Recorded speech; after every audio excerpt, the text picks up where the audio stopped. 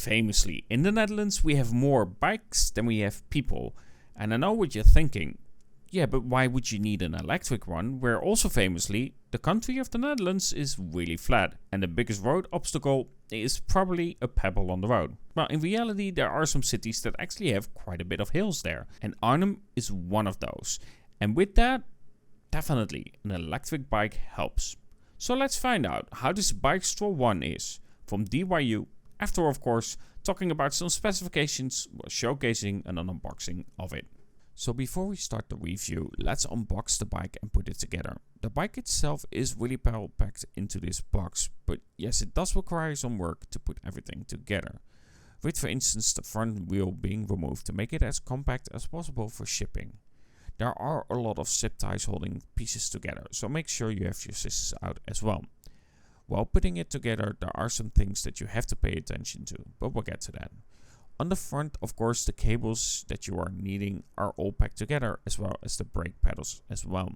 The battery, however, is installed in the frame itself. When it comes to removing the battery, you get two keys provided to do so. You simply put in the key, twist it, and then the front part will come off. Then push it up a little bit, and then you can remove the battery completely.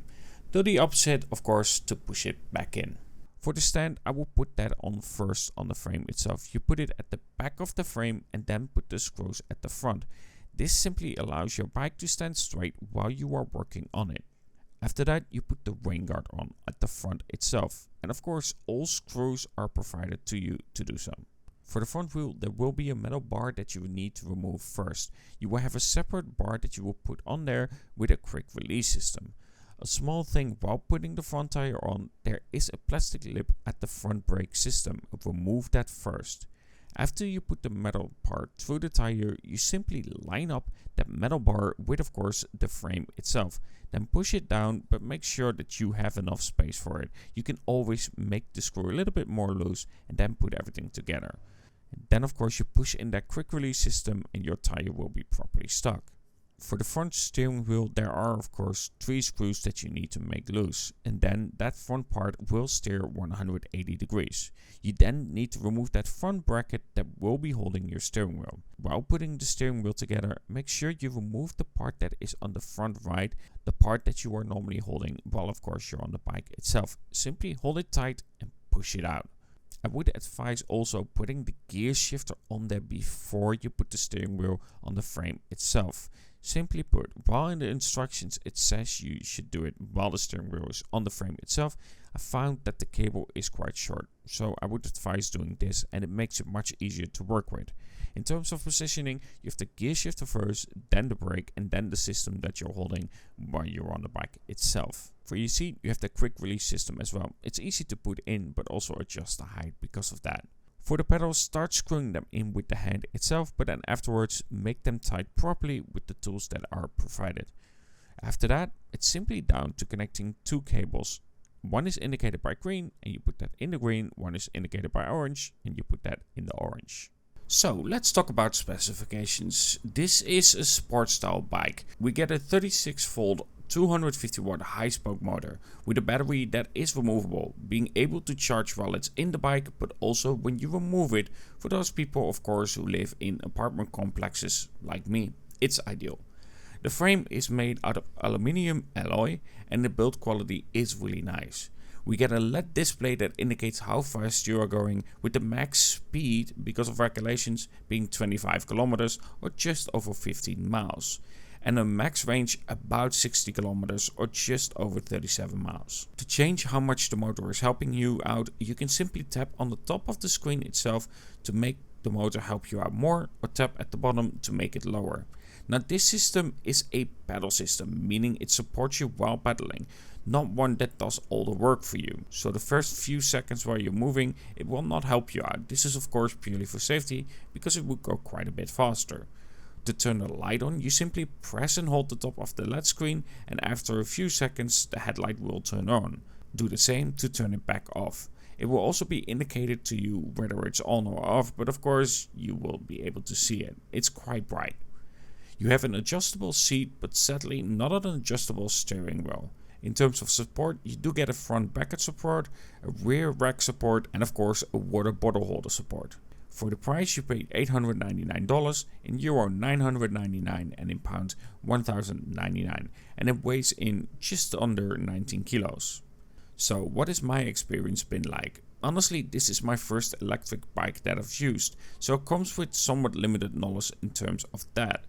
But I have noticed that I'm going more on a bike to do some quick shopping, to get some groceries and more, simply because the bike does feel nice and the support is just handy for quickly needing small things. It is also helpful for my photography trips, allowing me to explore just that little bit further and quickly, to go to places close to me, because while the Netherlands in general is flat, Arnhem still has some decent hills where a normal bike would definitely require a lot more effort. In terms of gears, it is nice and smooth, a 7-gear shift, so if I want to drive without the motor support, I can easily control it, light enough if I do want to drive on my own and happen to come across a hill. Now there are some things that I want to point out as well. While in terms of build it is really solid, the way that the steering wheel has been put together does make it that the brakes feel a little bit too high for myself, simply because the gear shifter is there as well.